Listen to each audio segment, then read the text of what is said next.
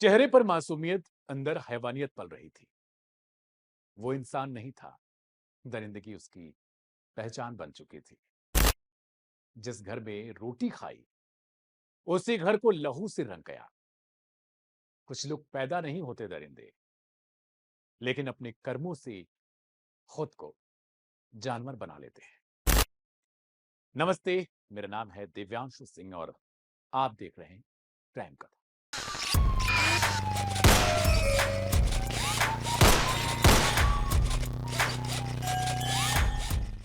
आज की कहानी सिर्फ एक अपराध की नहीं है, ये उस गिरते हुए इंसान की कहानी है जो धीरे धीरे अपनी ही जिंदगी का सबसे बड़ा दुश्मन बन गया था। ये कहानी है राहुल मीणा की। एक ऐसा नाम जो अब वो खौफनाक वारदातों के साथ जुड़ चुका है। पहला अलवर में और दूसरा दिल्ली में, और इन दोनों के बीच छुपी है एक ऐसी सच्चाई जो रोंगटे खड़े कर देती है। 21 अप्रैल की रात राजस्थान की अलवर में एक घर के अंदर सब कुछ सामान्य सा था। पति एक शादी में गया हुआ था। घर में पत्नी और उसके दो छोटे बच्चे सो रहे होते हैं। तभी दरवाजे पर दस्तक होती है, रिंग बजता है। पत्नी को लगता है कि पति वापस आ चुका है। वो दरवाजा खोल देती है, यही समझ के कि सामने उसका पति होगा। लेकिन सामने खड़ा था राहुल, वही राहुल जो पति का दोस्त था, भरोसे का चेहरा। कुछ वक्त पहले अपने दोस्त के साथ बाहर गया था, लेकिन बहाना बनाकर लौट आया। राहुल ने झूठ बोला कि पति बाहर बुला रहा है महिला को। जैसे ही उसके दोस्त की पत्नी बाहर आती है, उसने उसे पकड़ लिया और जबरदस्ती दूसरे कमरे में लेकर चला गया। दरवाजे को अंदर से लॉक कर दिया। उस रात उसी घर में जहां उसके अपने बच्चे सो रहे थे, एक महिला के साथ उसने न सिर्फ दुष्कर्म किया, बल्कि बार बार उसे डराया, उसे तोड़ा, उसके साथ मारपीट की। और फिर आरोपी वहां से बहुत आसानी से भाग जाता है। कुछ देर बाद कांपती आवाज में रोते हुए उस महिला ने अपने पति को फोन किया और वो सारी लाइनें बताई। राहुल आया था, उसने मेरे साथ बहुत बुरा किया। ऐसे ही तुम्हारे दोस्त हैं। लेकिन ये कहानी यही खत्म नहीं होती है। असली डरावनी कहानी इसके बाद शुरू होती है। अलवर से निकलकर यही राहुल मीणा अब दिल्ली पहुंचता है। 6,000 में कैब बुक किया था, कैब वाले को भी पैसा नहीं दिया। और वहां वो करता है वो बेहद खौफनाक है। एक आईआरएस अफसर की बेटी, जिसके घर में वो पहले काम कर चुका था, यानी वहां पर नौकर था, उसी घर में घुसकर पहले आईआरएस अफसर की बेटी के साथ रेप करता है और फिर उसे बहुत बेरहमी से पीटता है, उसे मार देता है। यानी ये कोई एक रात का गुस्सा नहीं था उसका, ये एक उसका पैटर्न था, ये एक उसकी आदत थी जो धीरे धीरे दरिंदगी में तब्दील हो चुकी थी। लेकिन सवाल यह है, राहुल आखिर ऐसा बना कैसे? इस दरिंदे की कहानी जानने में किसी की दिलचस्पी नहीं होगी, लेकिन जो कहानी सामने आई है उसने इससे ज्यादा कहीं चौंकाया है। राहुल कोई अनपढ़ या नाकाबिल लड़का जिसे बोलते हैं वैसा नहीं था। 10वीं में 73%, 12वीं में करीब 90% अंक, यानी पढ़ाई में अच्छा था, समझदार था। लेकिन फिर उसकी जिंदगी में एक ऐसा मोड़ आया जिसने उसे दरिंदा बना। मोबाइल फोन और ऑनलाइन गेम। शुरुआत में तीन पत्ती और लूडो जैसे गेम सिर्फ टाइम पास के लिए खेला करता था।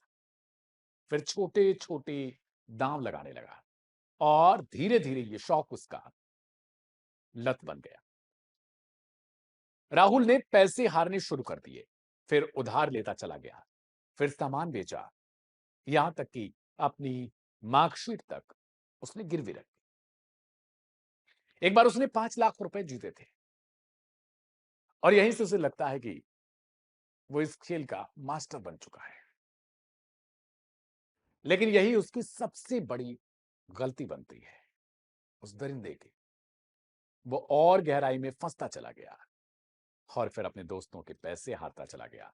दबाव बढ़ने लगा और यही दबाव उसे अपराध की तरफ खींचता चला गया। अब उसे महिलाओं की लत लग गई। दिल्ली में नौकरी मिलती है, लेकिन आदत नहीं बदलती है। आईआरएस अफसर ने उसके सारे पैसे चुकाए, उधार चुकाए, विवाद सुलझाए।